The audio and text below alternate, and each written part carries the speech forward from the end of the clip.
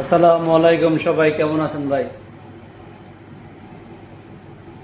বলতে চাইছিলাম, যারা আমরা প্রবাসে আছি, মিডল ইস্টের দেশগুলোতে মাঝে মনে করেন সৌদি আরব, কাতার, বাহরাইন, দুবাই, এই সমস্ত যারা আছে নর্মাল দেশগুলোতে, তাদের জন্য গরমের দিন আসলে খুবই ভয়ঙ্কর অবস্থা শুরু হয় ভাই।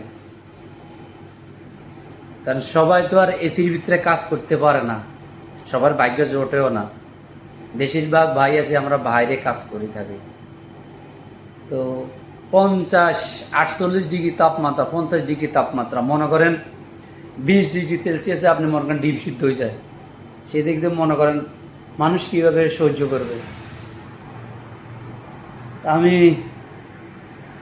আমি আলহামদুলিল্লাহ আছি, আল্লাহর দরবারে শুকরিয়া।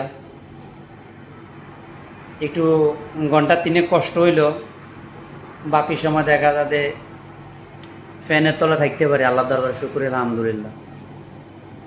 আজকে একটা জায়গা যাইতে লাগছিলাম, বাসে যাইতে হবে। আপনারা দেখতেছেন আমি ওই যে বাসের জন্য অপেক্ষা করতেছি।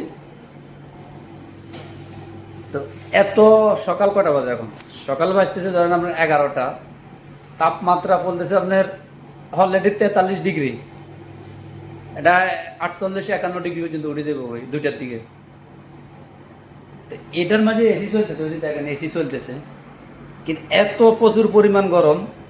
এই যে এগুলোর মাঝে বসছি না, লোহা এগুলোর মাঝে, সিঁড়িগুলোর মাঝে সেট করে উঠছে, এসিও কাজ হইতেছে না। তাহলে বোঝেন এটা কিন্তু 24 আওয়ার এসি চলে, কারণ যাত্রী সেবার জন্য এসি চলে। আমাদের বাংলাদেশে এরকম আছে। তো এই 4টা মাস প্রবাসীদের জন্য খুবই ভয়ঙ্কর অবস্থা ভাই। এই 4 মাসে নিজের বউ স্বামীকে চিনতে পারবে না যারা বাইরে কাজ করে। তার প্রমাণিত আমি জুনে একটা মাস বাইরে কাজ করছিলাম। তো কাজ করার পরে আমার হাতের চেহারা মেয়ারা পুরা মনে করেন ঝলক মারিয়া দিচ্ছে রোদে। খুবই খারাপ অবস্থার মাঝে আছে।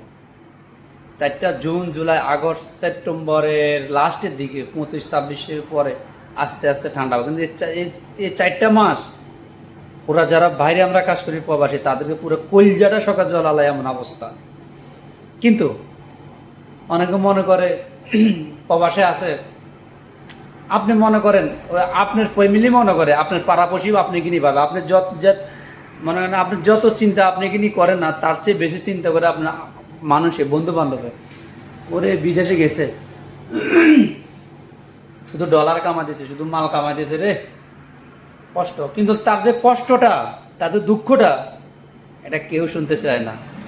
এবং কি ঘরের নিজস্ব লোকজন আছে, অনেক অনেক ঘরের ফ্যামিলি আছে, ছেলে বাড়িতে আসতে ছেলে বাড়িতে এসে কী করবি বাবা, কি করবি, ওইখানে থাইকা যায়, পড়ে যায়, কি করবি ক। কিন্তু ছেলেদের জীবনটা শুধু বাঁচে, টুট করতেছে কলিজাটা, রুহুটা, বাকি অঙ্গ প্রত্যঙ্গ সব শেষ।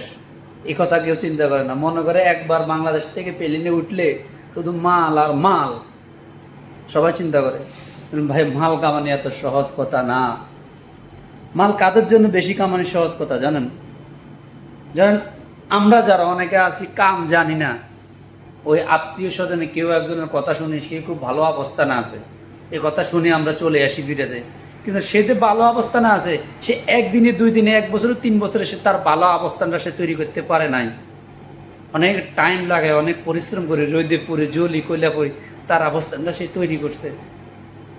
তো আমরা তাদের কথা শুনে চলে আসি, মনে করি বিদেশে টাকা। আসার পরে দেখে দে ভাই রে, আমাদের ওই রোদের মধ্যে পড়তে হয়, জ্বলতে হয়, কয়লার মতন জ্বলতে হয়। সবার কোয়ালে কিন্তু ভালো জিনিস জোটে না। আবার অনেক ভাই আছে দেশের থেকে যারা কাজকর্ম শিখে আছে, যারা ভালো পড়ালেখা করে আসতে পারে। আবার অনেকে ভালো পড়ালেখা করে আসলেও কোনো পায় না ভাই। প্রবাসী এরকমই ভাই, খুবই কম মানুষই আছে বাইকেও ভালো ভালো একটা অবস্থানে আছে। আমি আপনাদের বাইরের জায়গাটা একটু দেখলে আপনার বিশ্বাস করবেন কত বছর পরিমাণ গরম। বাইরে রোদ দেখেন, ঠাডা মারা রোদ, গাড়িও খুবই কম রাস্তার মাঝে এখন।